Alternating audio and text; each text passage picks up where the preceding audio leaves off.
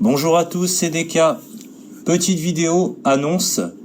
En fait, je vais vous proposer un certain nombre prochainement. Ce sera une série qui consiste à vous parler de mon travail sur ce personnage, le Fossoyeur. Donc vous m'avez peut-être déjà vu faire des choses. Donc il y aura quand même une partie récapitulative. C'est la partie que je vais faire là tout de suite aujourd'hui.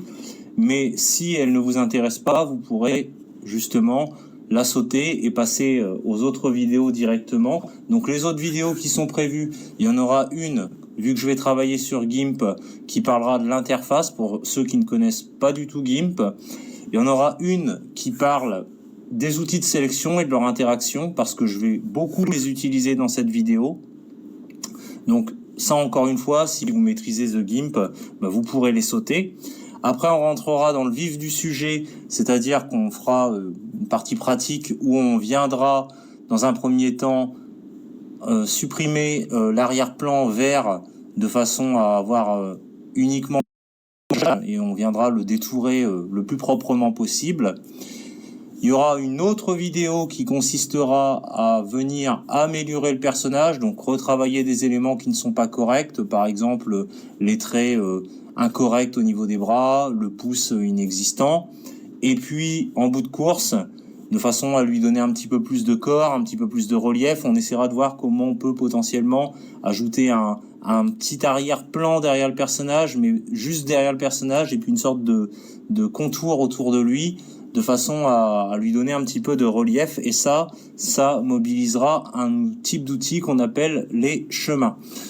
Quoi qu'il en soit, là on est sur la partie récapitulatif, donc je vous représente ça pour ceux qui voudraient reprendre, je dirais, code de ce qui a été fait au préalable, et puis de l'état d'avancée du travail depuis la dernière fois.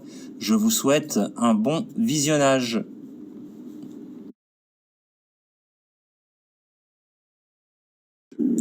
Quand même un petit récapitulatif, parce que en fait ça fait suite à de précédentes vidéos. Donc pour ceux qui ne les ont pas vues, j'avais réalisé à l'origine ce dessin-ci sous Krita, mais il était un petit peu anguleux et un petit peu pixelisé, donc j'avais essayé d'harmoniser les choses en le vectorisant à travers Inkscape, donc c'est-à-dire en transformant une image matricielle composée de pixels en vecteurs et en appliquant un adoucissement au niveau des courbes, entre guillemets, pour pouvoir avoir quelque chose de plus propre. Alors certes, ça a amélioré un petit peu les courbes au niveau de la salopette, au niveau des angles des bras, mais ça avait pour désavantage déjà de proposer des couleurs moins intenses, plus ternes, ça se voit surtout au niveau de la peau, et puis de me créer un liseré rouge de séparation entre les nuances de bleu et aussi entre les nuances de rouge sur le t-shirt. Donc j'étais pas totalement satisfait. Alors je pense qu'en faisant d'autres réglages dans Inkscape, il y aurait peut-être possibilité d'avoir mieux, mais c'est vrai qu'Inkscape, je trouve que autant il est pas mal quand on a que du noir et blanc, autant quand on commence à l'utiliser pour de la couleur, ça devient légèrement plus compliqué.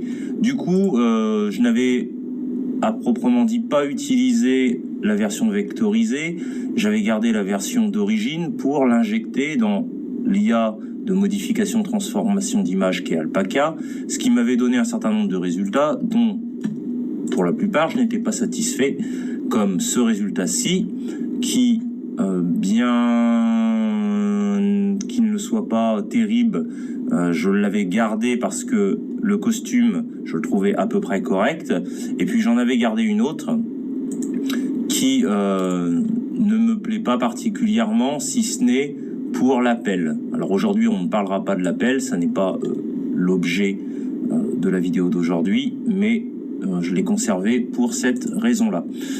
Aujourd'hui, on va plutôt parler du personnage en lui-même. Donc, Alpaca m'avait généré ça, dont je n'étais pas satisfait, mais je me suis dit que je pouvais peut-être en faire quand même quelque chose.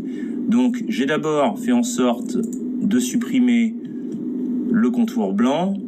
Donc, ça va être une des étapes qu'on va voir aujourd'hui. Et puis, je me suis dit que je pouvais peut-être faire une sorte de montage. Donc j'ai récupéré la tête vectorisée que j'ai plaqué dessus, j'ai fusionné les deux dessins. Et puis je me suis dit que avec Alpaca, en mode refine, donc un mode qui a tendance à retracer les lignes et les contours de votre dessin, il arriverait à m'harmoniser cette tête qui n'est pas dans le même style que la tenue et le reste du corps. Donc j'ai fait cet exercice et ça m'a donné l'image que vous voyez ici. Alors cette image, elle est loin d'être parfaite. Au niveau des bras, ça ne me plaît pas parce qu'on a l'impression que mon personnage est une sorte de mannequin de bois, à la Pinocchio ou à la Océdar, pour ceux qui ont connu la pub avec le petit personnage en bois. Ça peut rappeler aussi d'ailleurs les personnages en bois qui servent à illustrer des positions quand vous dessinez, par exemple. Il lui manque un pouce, ou du moins s'il est présent, il est vraiment mal représenté.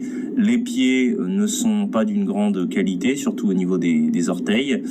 La couleur au niveau de la moustache, des cheveux et des sourcils ne me plaît pas. Et puis il a des sortes de lunettes de soleil, ce qui ne correspondait pas à ce que je voulais, puisque d'origine, moi, je voudrais un personnage qui a plutôt ce style-là, donc qui est grisonnant, qui a des lunettes classiques, dont les yeux sont visibles, et aussi qui a un accessoire à la bouche, qui là, pour le coup, comme vous pouvez le constater, a disparu, ou du moins est devenu complètement transparent. Il ne reste plus que les contours.